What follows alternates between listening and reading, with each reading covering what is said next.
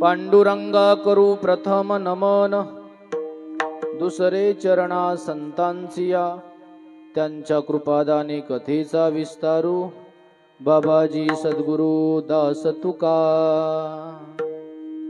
जयांचे केलिया स्मरण, होय सकल विद्यांचे अधिकरण, तेची वंदू श्री चरण श्री गुरूंचे ते नमस्कारो नियाता. विठ्ठल विठ्ठल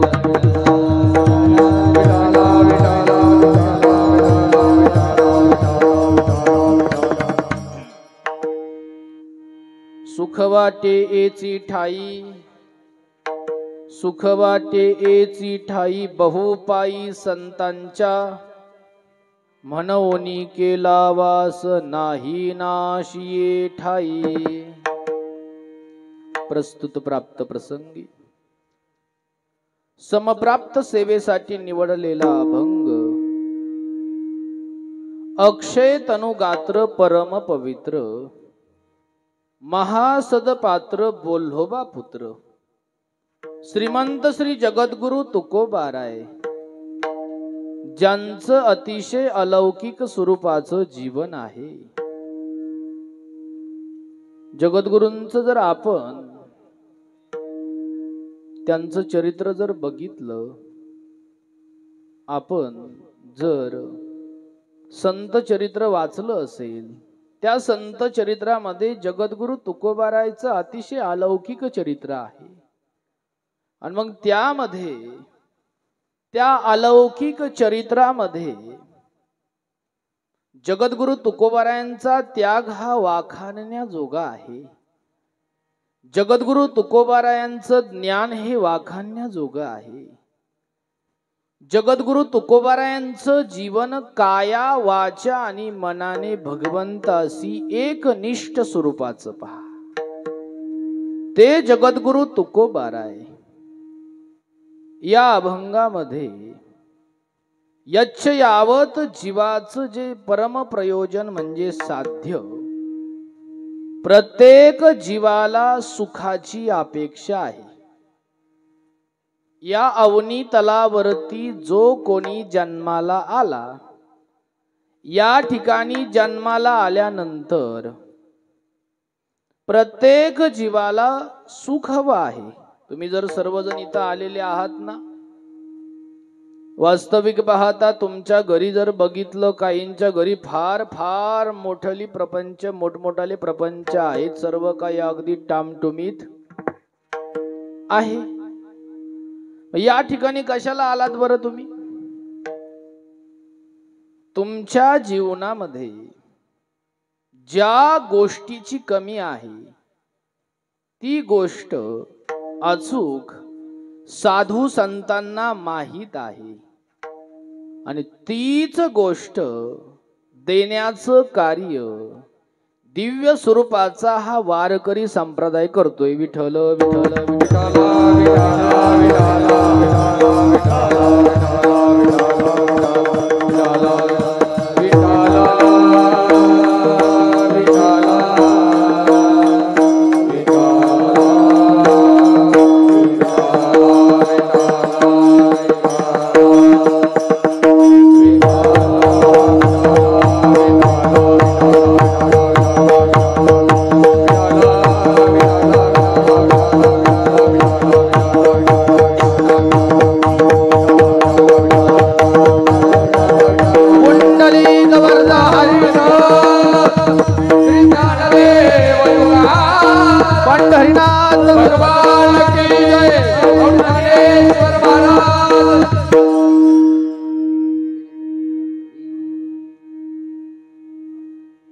हरांचा बोजा खूप झाला बर का. हे तुमचं अगदी गंगे मातेप्रमाणे पवित्र प्रेम आहे पहा. आम्हीही या व्यासपीठावरून तुम्हाला या गादीवरून अगदी स्पष्ट सांगतो, तुमच्या या प्रेमाला जोपर्यंत माझ्या शरीरामध्ये त्राण आहे ना, तडा जाऊ देणार नाही पहा. ज्यांच्या तालमीमध्ये आम्ही राहिलो, गुरुवर्य वैकुंठवासी बन्सी बाबांची तालीम मुळा प्रवारा तीरावरती विशेष मंडळींना प्राप्त, त्याचप्रमाणे आपलं जवळच या भूलोकातील वैकुंठ म्हणजे देवगड संस्थान पहा. ब्रह्मीभूत किसनगिरीजी बाबा यांचा विशेष आशीर्वाद तुम्हा आम्हा सर्वांना प्राप्त आहे. त्याचप्रमाणे जिवंत वैराग्याची मूर्ती म्हणजे गुरुवर्य देवगडचे बाबाजी पहा.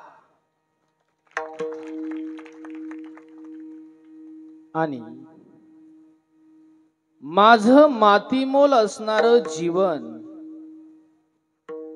ज्यांच्या सहवासाने मोतीमोल झालं असे असणारे गुरुवर्य, ज्यांना बाबांनी पुढील कार्याची धुरा ज्यांच्याकडे दिलेली आहे, गुरुवर्य देवगडचे सर्वांचे लाडके असणारे स्वामीजी, त्यांच्या योगाने आज इथं उभा आहे मी. विठ्ठल विठ्ठल विठ्ठल.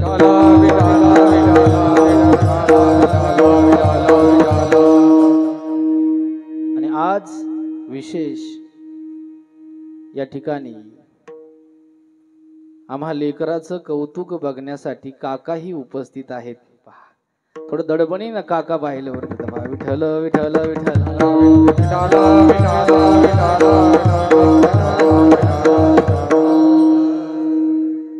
कारण या थोर मंडळींच्याच बोटाला धरून आम्ही परमार्थाचे धडे शिकलो.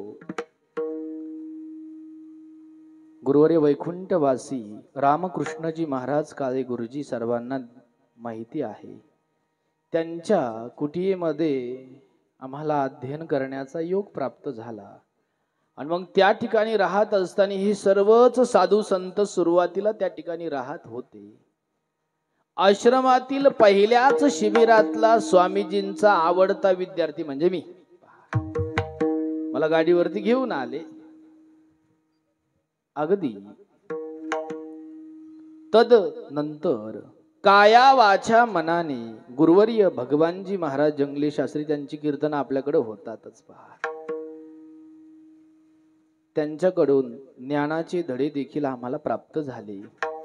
अगदी या त्याग मूर्तींच्या सहवासामध्ये जीवन घडलेलं आहे.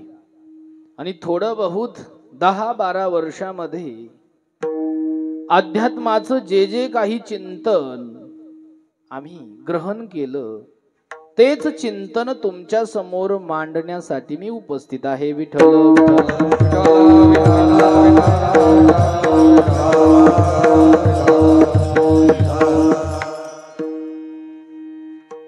ज्यांच्या योगाने सेवा प्राप्त झाली सर्वच ग्रामस्थ, खेडले काजळी, त्यामध्ये आमचे संदीप भाऊ असतील, बाबासाहेब भाऊ असतील, त्याचप्रमाणे सर्वच अगदी मला असं वाटतं आम्ही अनेक गावामध्ये सेवा करतो, पण आज विशिष्ट स्थली विशिष्ट प्रकारची उपस्थिती सर्वांना तृप्त करण्यासाठी ज्यांचं अन्नदान आहे ते अवघ्या भारताचं महाराष्ट्र भविष्य. अगदी त्या तरुणांनी एकत्र येऊन सुंदर प्रकारचं या ठिकाणी पंक्तीची सेवा घेतलेली आहे. त्याचा मला मोठा अभिमान आहे. विठ्ठल विठ्ठल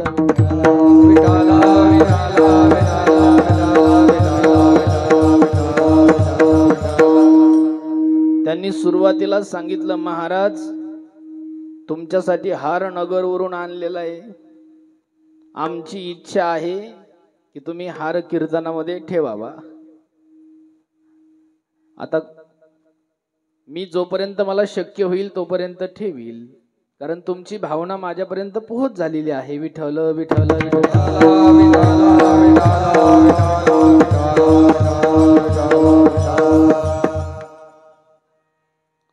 सुख वाटे एची ठाई बहुपाई संतांच्या दिव्य स्वरूपाचा हा प्रसंग, संतपर प्रकरणातील हा अभंग आणि जगद्गुरु तुकोबारायांचा अतिशय आवडता हा अभंग. या ठिकाणी सर्वच महाराष्ट्रातील वारकरी संप्रदाय ज्यांच्यामुळे सुरक्षित आहे असे सर्वच मंडळी या ठिकाणी उपस्थित आहे. त्यामध्ये प्रामुख्याने गुरुवर्य स्वामीजींचे पिताश्री उपस्थित आहेत. त्याचप्रमाणे आमचे आश्रमातील अगदी युवा कीर्तनकार सुंदर वाजवणं देखील त्यांचं आहे. आज मला वाजवण्यासाठी इथं उपस्थित आहेत पहा कानिपनाथ महाराज. त्याचप्रमाणे आमचे अतिशय प्रेमाचे अतुलजी महाराज, सुंदर त्यांचं गायन आहे. त्याचप्रमाणे ग्रंथश्रेष्ठ ज्ञानेश्वरी ज्ञानोबारायांची अलौकिक स्वरूपाचं जे तेज आहे ना, लोपले ज्ञान जगी, दिव्य स्वरूपाचं तेज म्हणजे साक्षात ज्ञानेश्वरी आहे. आणि त्या ज्ञानेश्वरीचं पारायण या ठिकाणी ज्यांच्या मुखारविंदे तुम्ही जे व्यासपीठावरती विराजमान आहेत असे असणारे आमच्याशी स्नेही असणारे मते महाराज तेही इथं उपस्थित आहेत. त्याचप्रमाणे अतिशय सुंदर ज्यांची सिस्टीम आहे, गणेश भाऊ ना, सुंदर सिस्टम आहे. सर्वच मंडळ या ठिकाणी उपस्थित आहे. आता सगळ्यांची तशी फक्त चेहरा ओळख आहे. तुम्हाला वाटत असलं ओळख व्हावी तर वरच्यावर बोलत जा, म्हणजे ओळख होईल आपली. विठ्ठल विठ्ठल विठ्ठल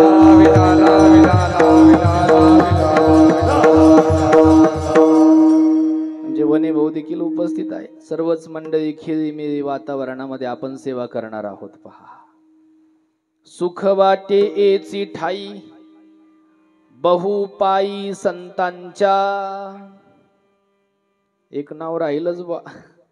आमच्या आश्रमामध्ये तुमच्याच गावातील सुंदर नवीन रत्न तयार होत आहे.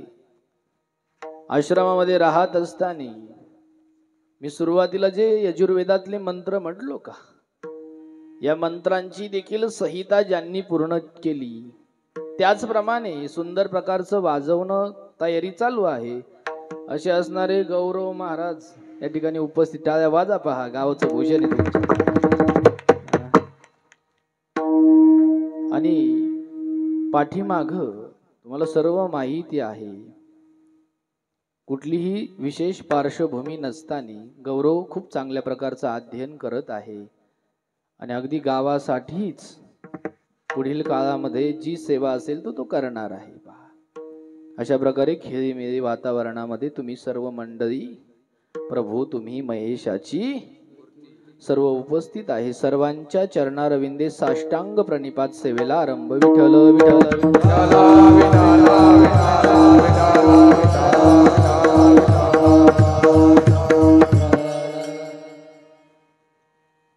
सुख वाटे एची ठाई बहुपाई संतांच्या. या ठिकाणी जगद्गुरु तुकोबाराय एका विशिष्ट वृत्तीनं या अभंगामध्ये चिंतन करतात. आजवर जगद्गुरु तुकोबारायांचे अनेक तुम्ही अभंग बघितलेले आहेत. जगद्गुरु तुकोबारायांचं जीवन हे कर्तुम अकर्तुम अन्यथा कर्तुम विश्वाचा जनिता पंढरीश पांडुरंग परमात्मा त्याच्याशी एकनिष्ठ स्वरूपाचं जगद्गुरूचं जीवन आहे. बोलणेची नाही आता देवाविन अशी ज्यांची वृत्ती आहे, ज्या भूमातीवरून चालत असताना प्रवास करत असताना त्यांच्या पदस्पर्शाने भूमीमधून विठ्ठल विठ्ठल विठ्ठल नाद तयार होतो. म्हणजे त्या पावलांची शक्ती ही अलौकिक स्वरूपाची होती. असे असणारे जगद्गुरु तुकोबाराय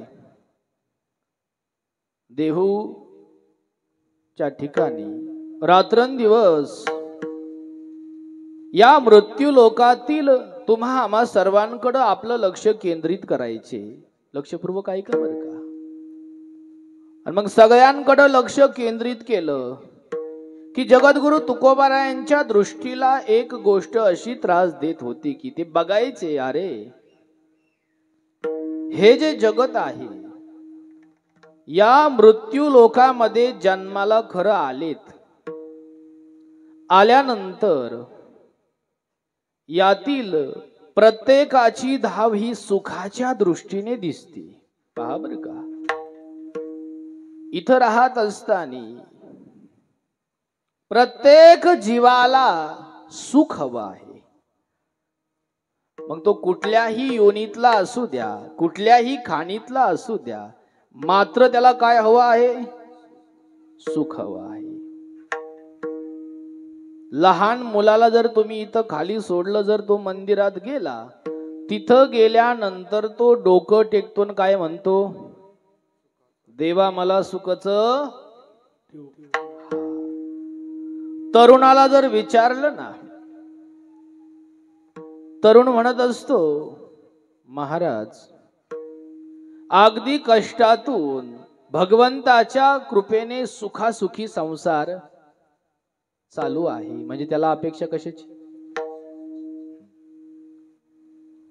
एखादा ज्याचा देह जर्जर झालेला आहे, अंत समय त्याचा जवळ येत चाललेला आहे, आयुष्याचा भानू मावळत आहे, अशा प्रसंगी जर त्या ग्रहस्थाला आपण भेटायला गेलात ना, तिथं गेल्यानंतर त्याच्याशी जर संभाषण केलं तर तो म्हणत असतो, बाबा आम्ही आमच्या काळात खूप काही गाजवलं, परंतु देवाने आता मला सुखासुखी, म्हणजेच बाल्य अवस्थेपासून वृद्धपणापर्यंत प्रत्येकाला अपेक्षा कशाची आहे? सर्व सुखाची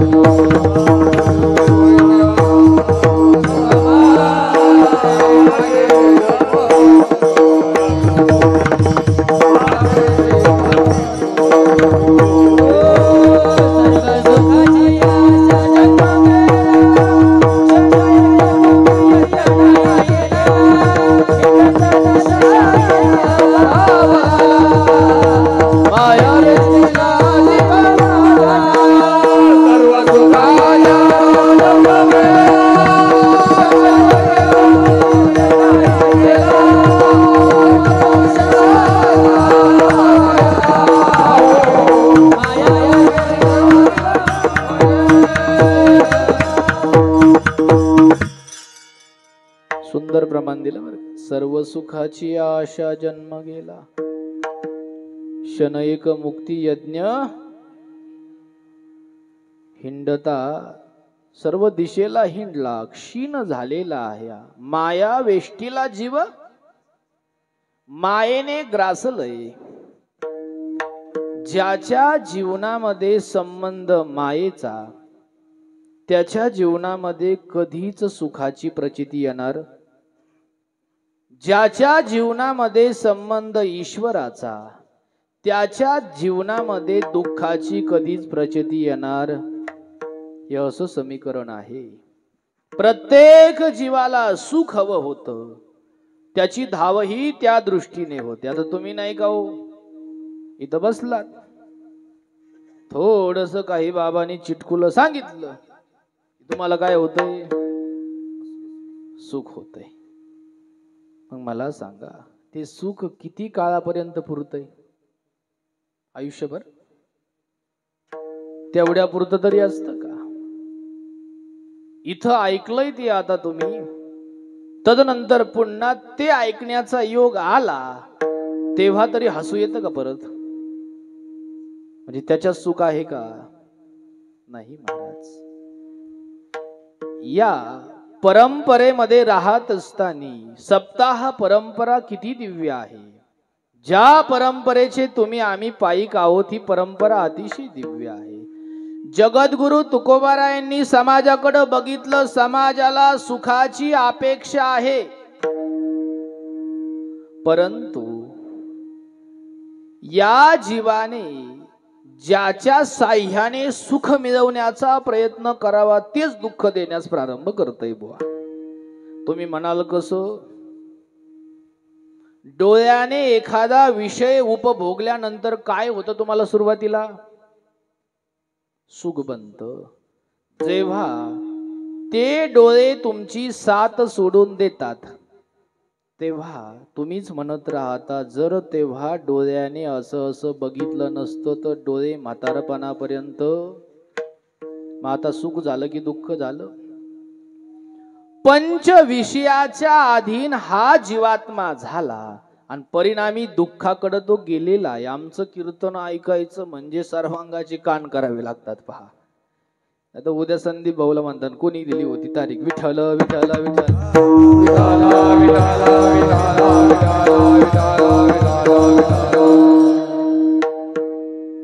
विंचू छोटा असला काय मोठा असला काय ठणका सारखाच असतो. ज्या बाबांच्या सानिध्यामध्ये परमार्थ करण्याचा योग आला त्यांचा ठणका विंचवाचा होता महाराज. त्याच खाणीतले आहोत, पण लक्ष द्या.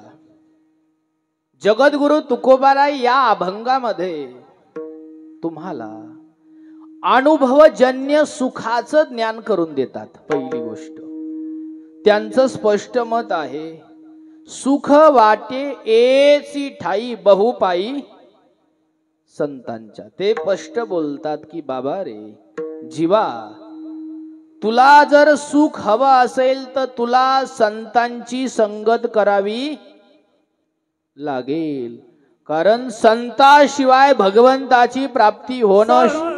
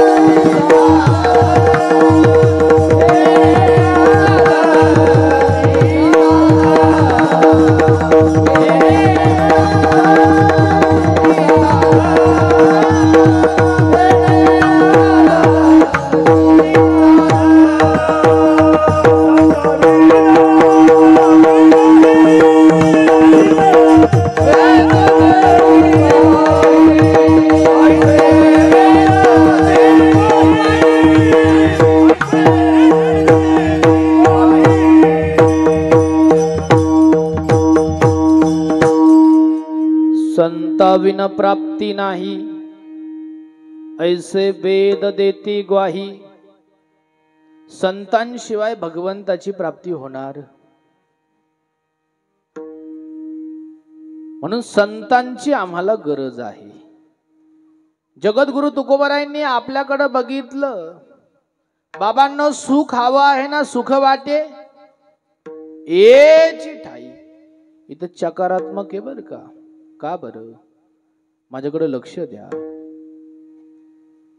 तुमच्या पंचक्रोशीमध्ये एखादं असं ठिकाण असेल की ज्या ठिकाणी 5-10 खेडे मिळून एखादी यात्रा असते आणि त्या यात्रेच्या निमित्त तुम्ही मंडळी आपलं घर सर्व आवरून त्या छोट्या कृष्णाला नटवून त्या ठिकाणी घेऊन गेलात. गेल्यानंतर आईच्या बोटाला पकडलेलं होतं, आईचं बोट त्याने झटकवलेलं आहे, जोरात पळत गेला. समोर खेळण्या विकणारा होता, एका गाडीला त्याने हात लावला आणि म्हणू लागला, आई मला हेच पाहिजे. काय म्हटला तो? आई मला हेच पाहिजे. आता इथं आईनं त्या खेळणीपेक्षा मोठी खेळणी त्याच्या हातात, बाबा हे मजबूत आहे, हे धर. त्याने ती फेकून दिली, खाली लोळायला लागला, नाही मला. तसं इथं जगद्गुरु तुकोबाराय आपल्याला स्पष्ट सांगतात, सुख वाटे एची ठाई. दुसरीकडे नाही, चकार कधी मोकार जात नाही महाराज, चकारात्मक बोललेले तिथं पहा. सुख वाटे एची ठाई, बहुपायी संतांच्या. आता संतांच्या पायावरती सुख आहे का? इथं जर आपण अध्यात्माचा जर आधार घेतला ना तर आपल्या लक्षात येईल. जसं की आपण व्यवहारामध्ये बोलत राहतो, तो वरच्या भागामध्ये राहणारा अमका अमका मुलगा, तो अगदी त्याच्या बापाच्या पायावरती पाय देऊनच, त्याने जर त्याच्या बापाच्या पायावर पाय दिल्यावरती बापाला चालता येईल का? येईल का? इथं वाच्यार्थ नाही घ्यायचाय, लक्षार्थ घ्यायचाय. मी म्हंटल, अरे जय हरी येण्यासाठी उशीर का झाला? मी 5 वाजल्यापासून वाट पाहतोय तुमची, तुमच्या घरी येऊन बसलेलो आहे. महाराज काय सांगावं तुम्हाला, शेतकऱ्याची एवढी बिकट परिस्थिती असते ना. शेतामध्ये पाणी चालू होतं, लाईट गेली होती म्हणून विहिरीवरून आलो मोटर चालू करून. इथं जर वाच्यार्थ जर घेतला ना, जो व्यक्ती विहिरीच्या वरती गेला तो येऊ शकतो का पुन्हा? काय वाटतं तुम्हाला? विहिरीच्या वरती गेलेला पाठीमाग येईल का? इथं आम्हाला लक्षार्थ घ्यावा लागतो की विहिरीच्या बाजूला त्याने मोटरीचं बटन दाबलं आलेलं आहे. तसंच बहुपायी संतांच्या. बाबांनो, तुम्हाला सुख हवं आहे ना? संतांनी आपलं जीवन ज्या मार्गाने मार्गस्थ करून इहलोकाची यात्रा पूर्ण केली, त्या मार्गाचं आपण अवलोकन करावं, त्यालाच म्हणतात बहुपायी. समजतंय ना कीर्तन? ते ज्या मार्गाने मार्गस्थ झाले, आपणही त्याच मार्गाने मार्गस्थ व्हावं, तेव्हा तर भगवत प्राप्ती होईल ना, अन्यथा होणार नाही. काही चॅप्टर गिरायक असतात महाराज, इकडं तिकडं कुठंही असतात, अगदी बोलतात. सांगणारा जो आहे, एखादा खूप चांगलं सांगत असेल ना, सर्वच तेवढ्या प्रेमाने ऐकतील असं नाही. त्या काळात देखील होतेच ना महाराज.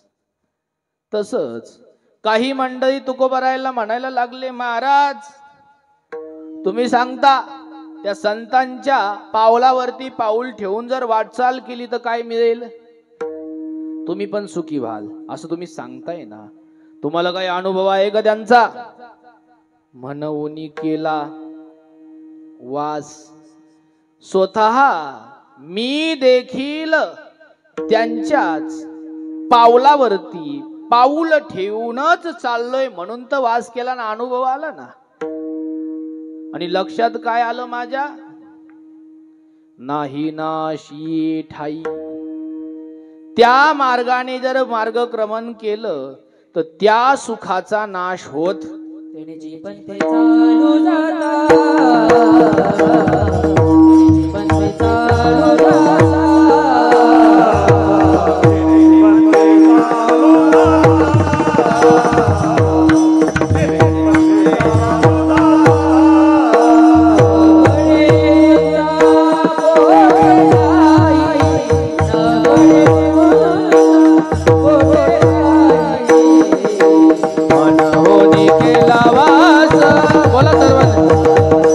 मनहोनी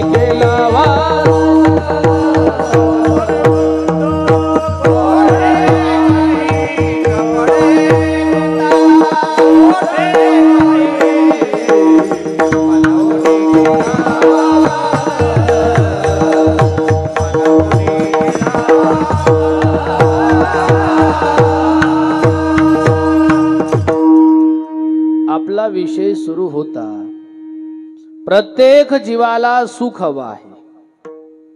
ते सुख संसारामध्ये अजिबात नाहीये. मी सुखाचा पत्ता सांगायला इथं आलोय. धन्याचा माल आहे, मी हमाले आलेलो आहे. सुख कुठं आहे? सुख आहे बरं का, पण संतांकडे ते आहे. मग संतांकडे आहे, मनावणी केला वास. तुकोबाराय म्हणतात, मीही त्यांच्या संगतीमध्ये राहिलो, वास केला. लक्षात आलं नाही नाशी ये ठाई. कसं लक्षात आलं? जेव्हा हातामध्ये विना चिपळ्या घेतलेल्या आहेत, नामस्मरण करायला लागलो की आता मला दुसरा विषय गोड वाटत नाही. जगद्गुरु तुकोबारायांचं जर अलौकिक चरित्र जर तुम्ही कधी ऐकलं असेल ना, तर त्यांच्या चरित्रामध्ये त्यांचं जीवन पूर्णपणे देवाशी संलग्न होतं, संतांची संलग्न होतं. असं जीवन असल्यामुळे म्हणवणी केला वास नाही नाश, ते सोडून त्यांना काही आवडलंच. मग काही मंडळी म्हटले, काही परिणाम झाला का बाबा तुमच्यावरती? न करवे हाली चाली. महाराज म्हणतात, जी अंतकरणाची वृत्ती विषयामध्ये निमग्न होत होती आणि तिची जी वृत्ती ती वाढत वाढत वाढत जात असते. एकदा गुलाबजाम खाल्ल्यानंतर खाण्याची इच्छा कमी होते का तीव्र होते? बोला. वाढते ना. तसंच आहे, कुठलाही विषय घ्या, त्याला एकदा भोगलं की त्याला सोडावंसं वाटत नाही. पण या विषयाने एकाएकाला संपवून टाकलेला आहे. हा विषय अतिशय घातक सांगितले. जगद्गुरु तुकोबाराय म्हणतात, ज्या दिवशी तुमचं मन इथं आल्यानंतर तुम्हाला दुसरं काही ऐकावंसं वाटणार नाही. इथं बसल्यानंतर महाराजांनी आम्हाला सारखं सांगत राहावं असं ज्यांना ज्यांना वाटतं, ज्या ज्या व्यक्तीला ज्ञानोबारायांची ज्ञानेश्वरी वाचावीशी वाटते, ज्या ज्या व्यक्तीला सप्ताह संपूच नये असं वाटत असेल, ज्या ज्या व्यक्तीला एखाद्या मंदिरात गेल्यानंतर तिथंच समाधी लागत असेल, त्यानेच म्हणायचं मी योग्य मार्गावरती आहे, अन्यथा योग्य मार्गावरती नाही. बसलाय मंदिरामध्ये, इथं येऊन बसलेला आहे, सगळं लक्ष घरीच आहे, पाठीमागचा दरवाजा उघडाच राहिला होता, आतून कडी लावायची राहिलेली आहे. काय होईल आता? या विषयामध्ये जर निमग्न असाल तर मी तर स्पष्ट सांगेल, बाबा घरी जाईन कडी लावून ये. इथं बसून फायदा होणार नाही. इथं बसत असताना वीरासारखं बसावं लागतं, वीरासारखं. एखादा क्षेत्र रक्षण करत असताना तो व्यक्ती काया वाचा मनाने समोरच्या सीमेकडे एक टक लक्ष देऊन असतो. पहा, तो इकडं तिकडं पाहत नाही. तसं जर तुम्हाला इथं बसावं वाटत असेल तर म्हणायचं, न करवे हाली चाली. आता आमच्या अंतकरणाचा मनाचा विषय हा कीर्तन झालेला आहे. आता मन तिथून बाहेर येण्यासाठी तयार नाही आहे. त्याच्या जीवनामध्ये न करवे हाली चाली निवारली चिंता आहे. जी चिंता तुम्हाला मरेपर्यंत सोडत नाही. कोण म्हणतं मेल्यावरती सोडते?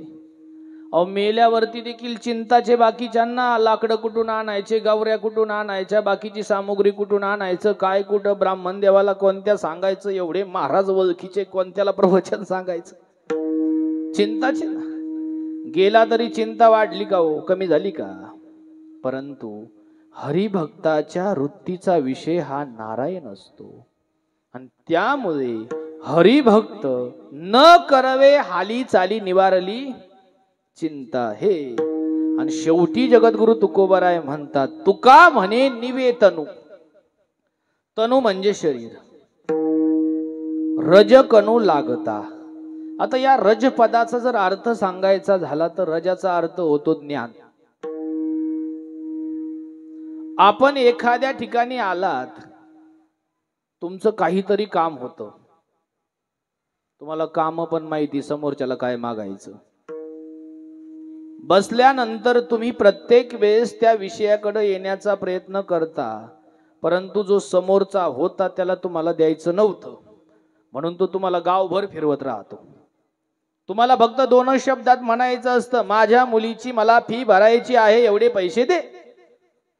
पण त्याने एवढं मोठं रान धरलेलं असतं, ते उरकता उरकता शेवटी तुम्ही म्हणता, बाबा मी आता येतो बरं का. काय म्हणतो? म्हणजे जी गोष्ट तुम्हाला मिळवायची होती ती कमी शब्दात होती का जास्त शब्दात होती? एकाच वाक्यात होती. तसंच ज्ञानासाठी आपल्या धर्मामध्ये सगळ्यात कमी श्लोक खर्च केलेले आहेत. वेदांताचा जर विचार केला तर वेदामध्ये 1,00,000 मंत्र आहे. त्यामध्ये 80,000 मंत्रांमध्ये कर्म कसं करायचं सांगितलंय आपल्याला. यावरून लक्षात यायला पाहिजे आपल्या सगळ्यात जास्त पाप कुठून होतो? कर्मापासून. म्हणून कर्मासाठी 80,000 खर्च केले मंत्र पहा. तदनंतर उपासनेसाठी 16,000 मंत्र खर्च केलेले आहेत आणि ज्ञानासाठी फक्त आणि फक्त 4,000 मंत्र खर्च केले. वेद हा त्रिकांडात्मक आहे. मला सांगा, सगळ्यात कमी मंत्र कशासाठी खर्च केले? ज्ञानासाठी. रज शब्दाचा अर्थ होतो ज्ञान. इथं जीवाला सुख हवं आहे. तुकोबरायांनी सांगितलं, संतांच्या सहवासात जाय, तिथं तुला सुख मिळेल. मी स्वतः गेलो होतो, मला मिळालं. माझं अंतकरण इकडं तिकडं जात नाही. न करवे हाली चाली निवारली चिंता आहे. महाराज हे कसं मिळालं तुम्हाला? तुका म्हणे निवेतनो, माझं स्थूल शरीर थंड झालं. पण कशामुळे? रजकणू लागता. शेवटी ज्ञानाचा उपदेश केला, तेव्हा ते शांत झालं. समजलं का तुम्हाला? एकदम सोप्या भाषेत सांगतोय मी तुम्हाला. ज्ञानाशिवाय मोक्ष प्राप्त होत नाही. मग ज्ञानाचा उपदेश फक्त एकाच पदामध्ये असतो. एखादा विद्यार्थी जर आश्रमात शिकायला गेला ना, गुरु त्याला अगोदर काही सांगत नाही. पहिली सेवा शिकवतो, निष्काम त्याला बनवतो. तदनंतर जसं गुरु प्रसन्न असतील तेव्हा त्याने जायचं आणि विचारायचं, गुरुदेव भगवंत तो कुठे राहतो सांग बरं. गुरुदेवाला विचारायचं, सांगा बरं. गुरुदेव फक्त एकच म्हणतात, तत्वमसी. ते ब्रह्म तू आहेस. तू ज्याला शोधतोय ना, तो म्हणजे दुसरा नाही, तू स्वतः आहेस. केवढं दिलं पद? छोटस पद आहे. आणि तेव्हा शिष्याने फक्त एवढंच म्हणायचं, अहम ब्रह्मास्मी, अहम ब्रह्मास्मी, मी देव आहे, मी देव आहे. सातत्यपूर्ण त्याने एवढ्याच पदाचं चिंतन जर केलं तर तो साक्षात देव बनत असतो. पहा, हे अध्यात्माचं तत्व आहे बरं का. एवढं सर्व मोठा पसारा कशासाठी? एवढ्याच पदासाठी. पहा, तुम्हाला बनायचंय देव, आणि देव बनत असताना अगोदर तुम्हाला इकडं कशाला बोलवायचं? इथं आले म्हणजे सात्विक खाल, सात्विक खाल्लं म्हणजे वृत्ती चांगली होईल. हळूहळू इथली आवड लागेल. आवड लागल्यानंतर एक दिवस तुम्ही म्हणाल, महाराज माळ घालायची, तुम्हाला माळ घातली जाईल. तदनंतर महाराज आम्हाला देव हवा आहे, मग आम्ही तुम्हाला सांगू वारी करा, पंढरपूरला जा, तिथं देव आहे. मग तिथं गेल्यानंतर तो देव पहिल्यांदा बघितल्यानंतर डोळ्यातून पाणी येईल तुमच्या. येतं की नाही? पहिल्या दर्शनात पाणी आलं की म्हणायचं हे खरं दर्शन झालं. पहा, मग डोळ्यातून पाणी आलं रे आलं की घरी आल्यानंतर परत तुम्ही सांगता, महाराज बाकीची व्यवस्था नव्हती पण देवाचं दर्शन 1 नंबर झालं. मग तुम्हाला गुरु म्हणतात, त्याचं दर्शन तुम्हाला झालं ना, त्याला आता काय करायचं? रोज 10 मिनिटं बसायचं आणि त्याच्या पायापासून तर डोक्यापर्यंत त्याला आठवायचं. त्याला साधना म्हणतात. पहा, रोज त्याला आठवायचं, रोज त्याला आठवायचं. तदनंतर मग आपल्याला काहीशा गोष्टी जाणवायला लागतात. रोज बसल्यानंतर बसल्या 1 मिनिट चित्त त्याच्याकडे लागतं, 2 मिनिट लागतं, 10 मिनिट लागतं, 20 मिनिट लागतं. असंच चित्त लागता लागता तुमचं मार्गक्रमण हे समाधीकडे होतं. पहा, आणि नंतरच्या काळामध्ये तुम्ही उठायला तयार होत नाही. आणि अशी स्थिती प्राप्त झाल्यानंतर गुरुदेवाकडे येता म्हणता, महाराज ध्यानाला बसलं की फार बसावंसं वाटतं, पण ज्याचा शोध करायचा आहे तो कुठे सांगा ना गुरुदेव. तेव्हा गुरुदेव म्हणतात, त्या विटेवर असणारा साक्षात तूच आहेस. आणि मग त्या शिष्याने स्वतःमध्ये त्याला शोधायचं. आणि मग स्वतःमध्ये शोधत असताना अहम ब्रह्मास्मी, मी देव आहे, मी देव आहे, असं करता करता करता तो एक निष्ठ देवाशी होत असतो आणि असा व्यक्ती पुन्हा जन्माला येणार सुख वाटेची ठाई बहुपाई. हे अध्यात्माचं अति उच्च टोक मी तुम्हाला सांगतो. बाकीच्या काय गप्पा ऐकायच्या हो. तुका म्हणे निवेतनु रजगणू लागता. ज्ञान प्राप्त झाल्यानंतर कोणालाही मागायची गरज. तुम्ही ज्या आशेने इथं येता का ती आशा तुमची पूर्ण होत नाही महाराज. एवढी धडपड करून इथं येऊन बसता, नुसतं ऐकता, गप्पा ऐकता, दृष्टांत ऐका, ते डोक्यात ठेवता, पण अध्यात्माचं गुह्य डोक्यात ठेवत. ज्या दिवशी तुमची वृत्ती भगवत रूप होईल ना, त्या दिवशी तुमचे डोळे भरून वाहणार आहे आणि त्या दिवशीच तुम्ही मुक्त व्हाल, अन्यथा होणार नाही कोणीच मुक्त इथं पहा. कारण जगद्गुरु तुकोबाराय आपल्याला स्पष्ट सांगतात की बाबा रे, तुका म्हणे निवेतनु रजकणू लागता. अशा प्रकारे अभंगाचा सरळ अर्थ परंतु वेळेला समोर ठेवून थोडा विस्ताराने सांगितला. तदनंतर अभंग पूर्ण जर झाला नाही तर मलाच वाईट वाटेल, मी तुम्हाला सुखी करू शकलो नाही. विठ्ठल विठ्ठल.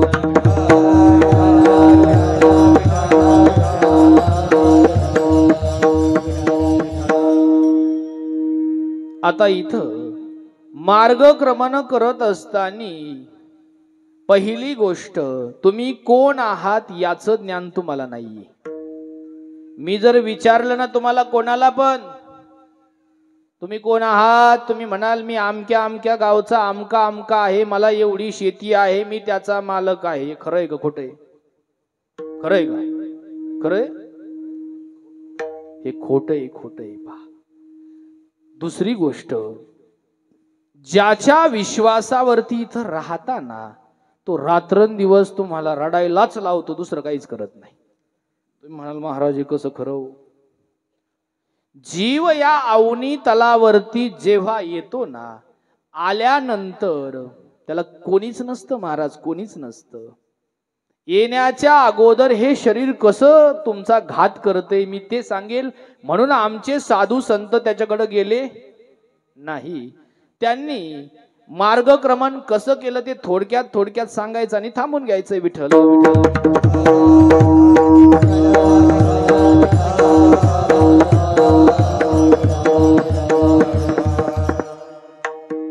जगद्गुरु तुकोबारायांनी ज्या मार्गावरती मार्गस्थ झाले, राहत असताना दीन रजनी हाची धंदा गोविंदाचे.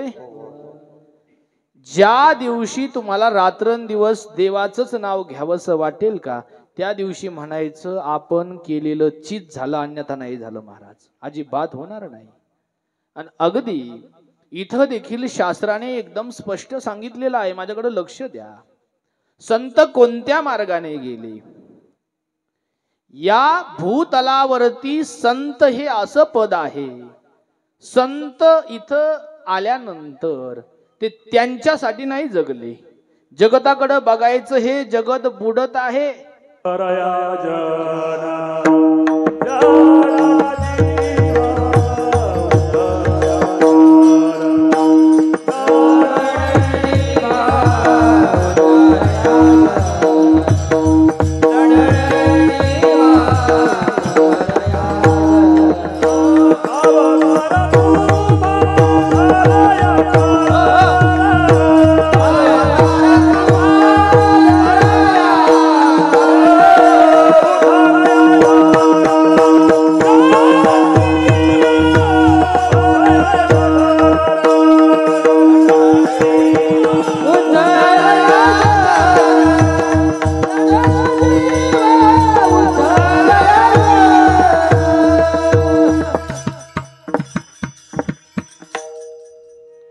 तुम्हाला स्पष्ट समजेल, त्यांचं अवताराला येणं म्हणजे फक्त आपला उद्धार करण्यासाठी. माझं हे वाक्य चांगलं ऐका बरं का. जे संत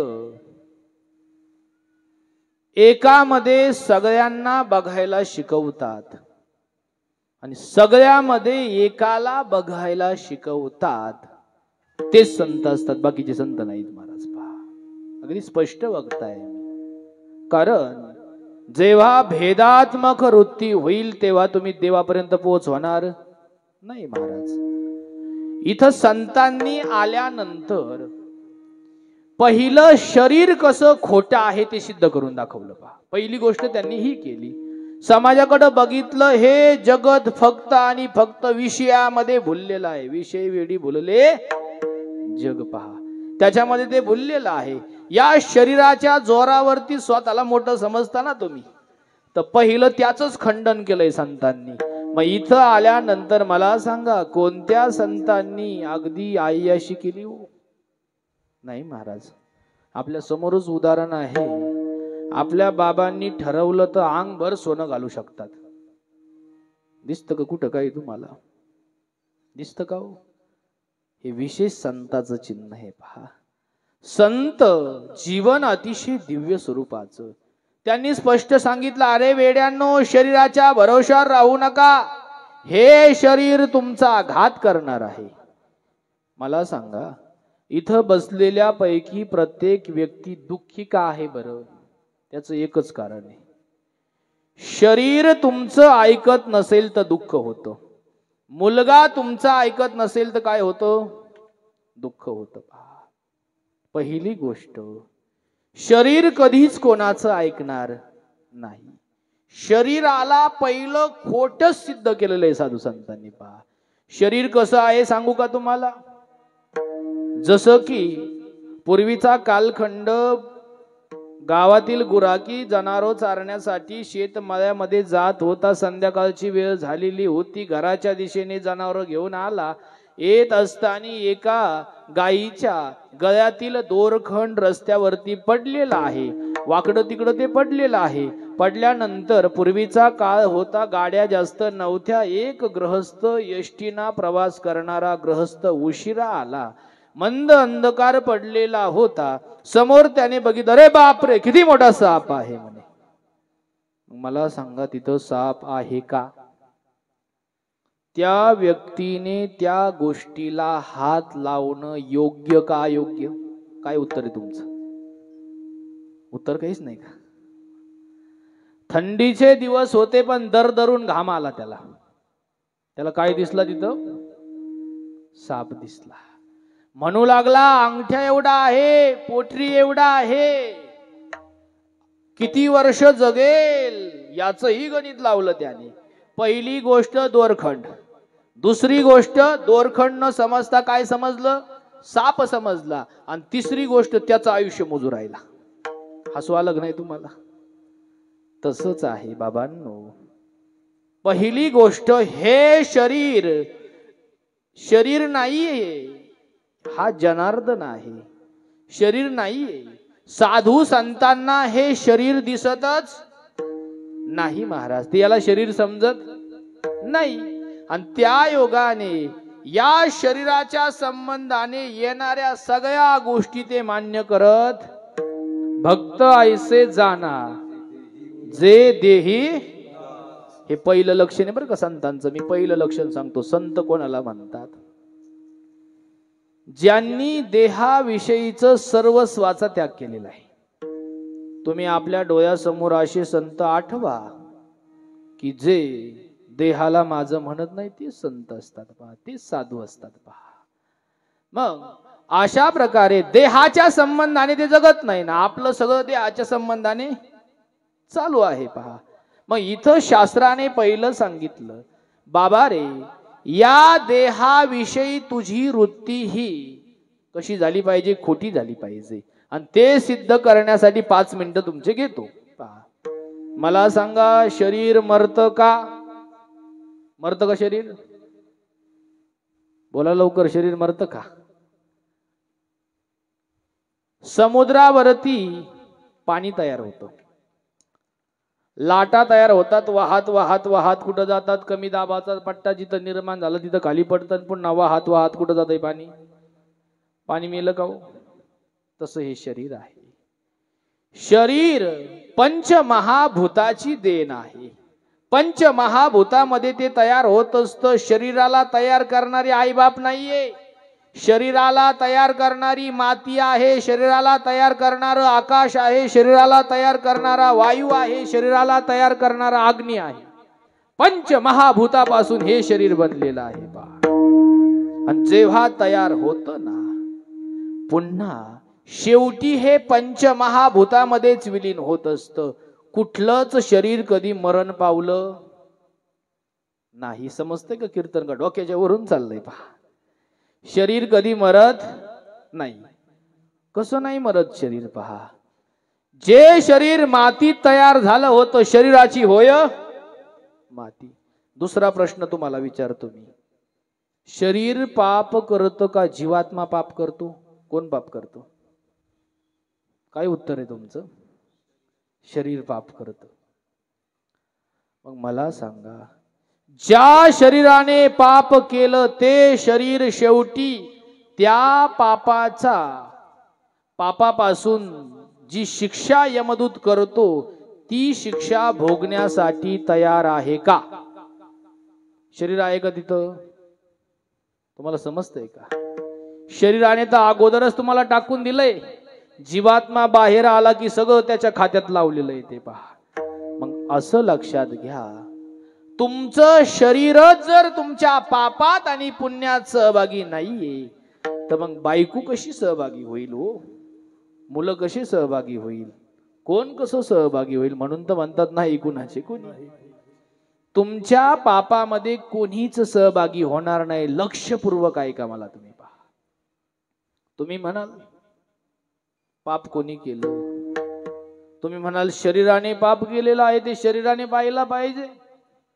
शास्त्र असं सांगतं, जसं की एखादा वखर आहे, वखर शेतामध्ये चालू आहे, दोन्ही बाजूला कपाशी आहे, कपाशी मोडली वखराकडून. शिक्षा कोणाला? वखराला आहे का? शिक्षा कोणाला आहे? वाईट कोणाला वाटतं? चालवणाऱ्याला. शिक्षा कोणाला आहे? ज्याने हाकलं त्याला. आता वखराला कुठंच शिक्षा होत नाही. तसंच हे शरीर बनवलेलं आहे पाप पुण्य करण्यासाठीच. ते कशासाठी बनवलं मला सांगा? हे शरीर आल्यानंतर याला खोटं बोलायचं कोणी शिकवलं? याच्यामध्ये काम कोणी तयार केला? याच्यामध्ये क्रोध कुठून आला? याच्यामध्ये मोह कुठून आला? हे सगळे विकार भगवंताने त्या शरीराला अगोदरच दिलेले. पहा बरं का, शरीराला हे सर्व अगोदरच आहे. शरीराने जर पाप केलं ती शिक्षा त्याला नाही होत, ती शिक्षा जीवात्म्याच्या खात्यामध्ये आहे. का बरं? जसं की वखराला शिक्षा होत नाही तशी शरीराला होत नाही. ती शिक्षा पूर्णपणे जो साक्षी आहे ना त्याला चालवणारा त्याच्याकडे जात असते. पहा, म्हणून कुठलंही कर्म करत असताना कसं करायचं? कर्मण्येवाधिकार असते महाफलेषु कदाचन. अर्जुना, कुठलंही कर्म करत असताना आसक्ती विरहित कर म्हणून सांगितलेलं आहे. पहा, आणि साधू संतांनी तेच केलं. म्हणून तर साधू संत कुठल्याही दुःखात सहभागी होत नाही. मुलगा गेला म्हणून दुःखी नाही, पत्नी गेली म्हणून दुःखी नाही. का दुःखी नाही? कारण ते शरीरालाच खोटं समजता. पत्नी कुठून आली? मुलं कुठून आले? ते कोणालाही जवळचं समजत नाही. भाऊ कुणाचा, बहीण कुणाची, कोण कुणाचे सगळे सोय.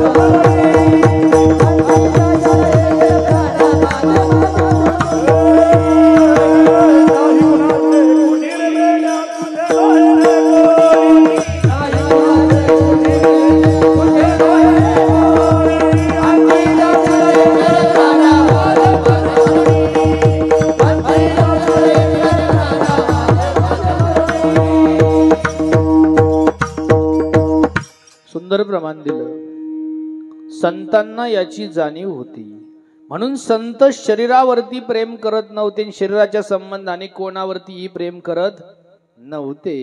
देह जावो अथवा राहो पांडुरंगी, चरण न सोडी सर्वदा आण तुझी. कारण त्यांच्या सर्व इंद्रियांचा विषय हा नारायणच होता. म्हणून संत हे अलौकिक स्वरूपाची देण होती आणि जगतालाही सुखच हवं होतं.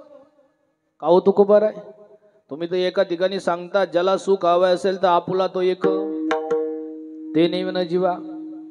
तुम्ही इकडं सांगता की देवाला आपलंसं करून घे म्हणजे काय प्राप्त होईल, सुख मिळेल. आणि इथं बोलत असताना सांगता जे संत ज्यांनी शरीराला मिथ्या साबित केलं, जे संत शरीराच्या संबंधाने नातलगाच्या संबंधाने कोणामध्ये गुंतत नाही, एकट्यासाठी जगतात, देवाशी एकनिष्ठ राहतात, असे असणारे संत त्यांच्या संगतीत जा.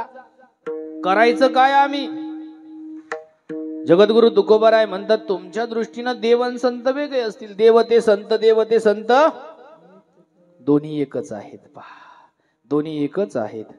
परंतु तुम्ही अगोदरच प्रमाण मला सांगितलं, संताविन प्राप्ती नाही.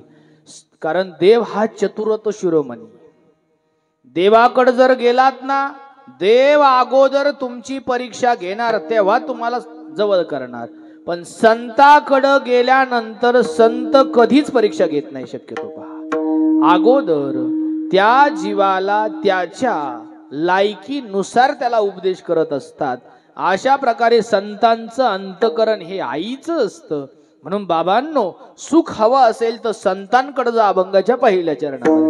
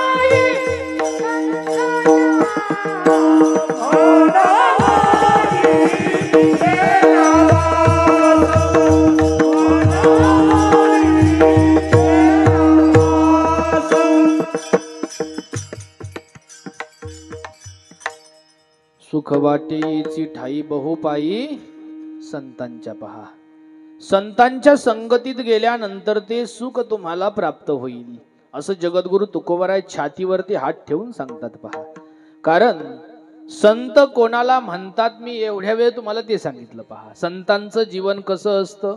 संत शरीराशी एकनिष्ठ राहत नाही, शरीराच्या हिशोबाने चालत नाही महाराज.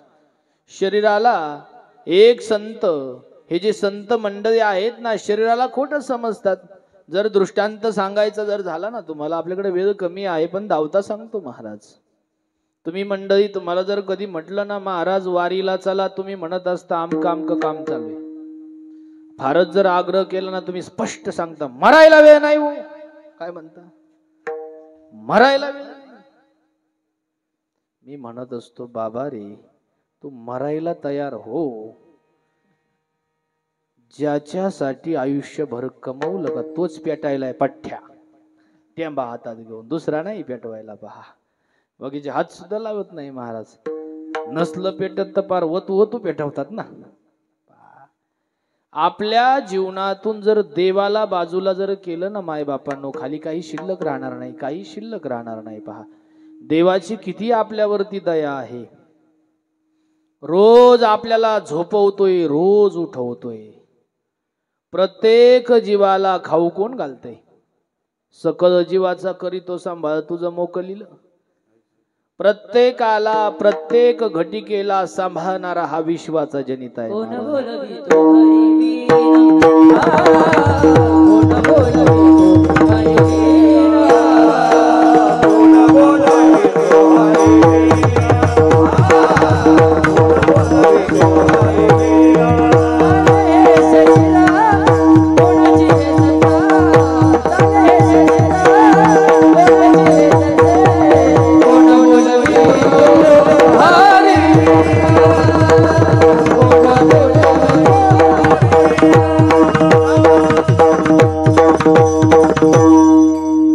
थोडा अन्याय करतोय बरं का तुमच्यावरती. पहा, एकदा घड्याळ आणलं नाही, घड्याळ विसरलोय ना आज.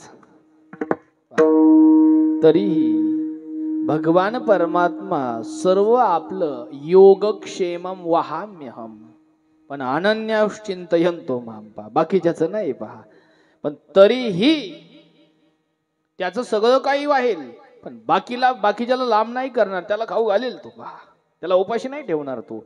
अशा हा विश्वाचा जनिता आहे. आपण विचार करत राहतो शरीर असेल तर परमार्थ होतो. तुमची वृत्ती अशी आहे ना, जीवन जगत असताना एखादं संकट जर आलं,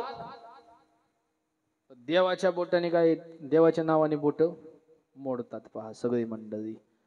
परमार्थाचं गणितच बिघडून टाकलंय. परमार्थ करायचा पण कशासाठी? संसार सुखाचा व्हावा म्हणून. एवढे हे वाचा, आमका आमक मिळेल, आमका आमक करा, बेलाची एवढी पानं वाहा, हे मिळेल, सौंदर्य इथं लावा, हे मिळेल. हे कुठून आलं? वारकऱ्यांनी नाही शिकवलं हे, संतांनी नाही शिकवलं हे. संतांना आपल्याला निष्काम बनवायचं होतं, म्हणून तर ज्या परंपरेचे आम्ही पायिक आहोत ना, विश्वंभर बाबा वारी करत होते पण देवाला काही मागत. बोल्होबा वारी करत होते पण देवाला काही मागत. आणि तुकोबा वारी करत होते पण देवाला काही मागत नव्हते. आणि जिथं मागणं सुरू झालं महाराज, तिथं काय भगवंताची प्राप्ती होईल का हो? अजिबात नाही होणार. ज्ञानेश्वरी कशासाठी वाचायची? ज्ञानेश्वरी तुम्हाला निष्काम बनवते. गाथा कशासाठी वाचायचा? गाथ्यामध्ये जर चांगलं वाचलं ना, तुकोबारांनी एकदम खरपूस खरपूस शिव्या दिलेल्या त्याच्यामध्ये. कशासाठी? आपला माथा ठीक होण्यासाठी हे सगळं आहे. संतांना तुम्हाला मागणारे नव्हतं बनवायचं, संतांना तुम्हाला निष्काम बनवायचं होतं. आणि हल्लीच्या कालखंडामध्ये बोलतच नाही. तुम्ही म्हणाल महाराज मी जोपर्यंत जिवंत आहे ना, तोपर्यंत कधीच मागून कीर्तन करणार नाही महाराज. तुम्हाला शब्द देतोय. पहा, कधीच नाही करणार. पहा, कधीच नाही करणार. तुम्ही जे दिलं, झोळीमध्ये दिलं. विद्यार्थी आमच्याकडे भरपूर 35-30 पोरं आहेत. पहा, आश्रम काकांना माहिती आहे. पहा, आम्ही काही फी नाही घेत पोरांची, काहीच घेत नाही. पहा, अगदी दिलेलं ही सत्कारी लावायचं. कारण जर तुम्हाला सांगायचं एक अन करायचं एक जर असेल ना, तो उपदेशच फलीभूत होत नाही. इथं आनंद मिळेल पण तिथं काठी, मग तिथं सुट्टी होणार नाही. निष्काम जीवन आपलं बनलं पाहिजे, त्यासाठी परमार्थ आहे. इथं येताना मारुती रायाला काहीच मागायचं नाही. मारुती रायाला एकच म्हणायचं, मारुती राया जोपर्यंत या शरीरामध्ये त्राण आहे तोपर्यंत तुझीच भक्ती या शरीराकडून होऊ दे, बाकी काहीच नको देऊ मला. जर का पोराचं येड जावं म्हणून आल्या असतील ना, आणखीन येड्याने करील ती पोरग. पतीचं आयुष्य वाढा म्हणून सोमवार करत असतील ना, पती अगोदरच तद्धाम परमम मम होऊन जाईल महाराज. त्याचं याचं गणित कधीच बसू शकत नाही. वारकरी संप्रदायामध्ये स्पष्ट तत्व आहेत की बाबा रे, कोणी कोणाचं प्रारब्ध बदलू शकत. देवाच्या बापाला देवाचं नाही बदलवता आलं, देवाच्या बापाचं बदलवता आलं का देवाला? आपलं कसं बदलेल? नाही बदलणार. इथं राहत असताना जैशी स्थिती आहे तैशा परी आहे. असंच राहत राहत आपलं जीवन आपल्याला खर्च करायचं असतं.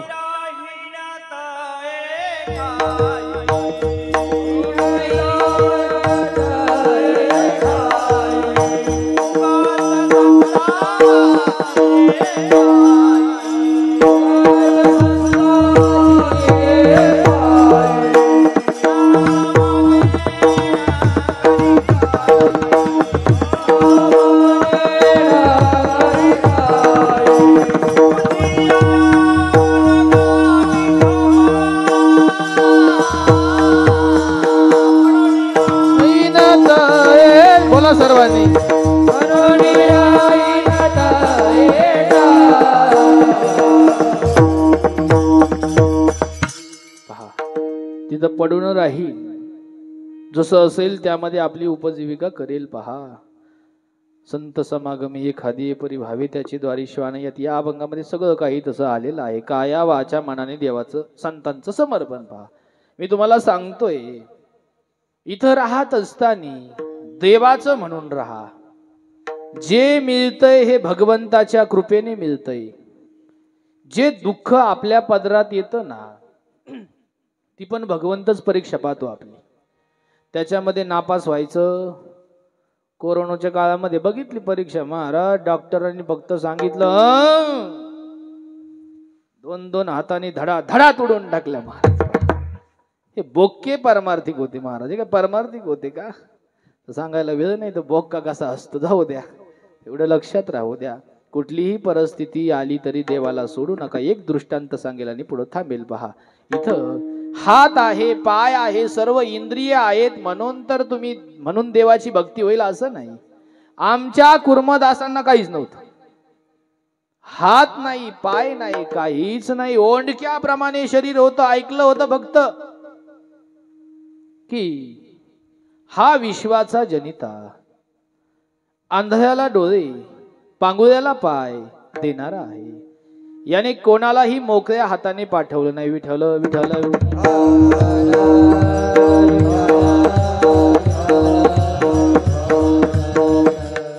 हा विश्वाचा जनिता कोणालाही मोकळ्या हाताने पाठवत नाही. कुर्मदासांनी ऐकलं होतं.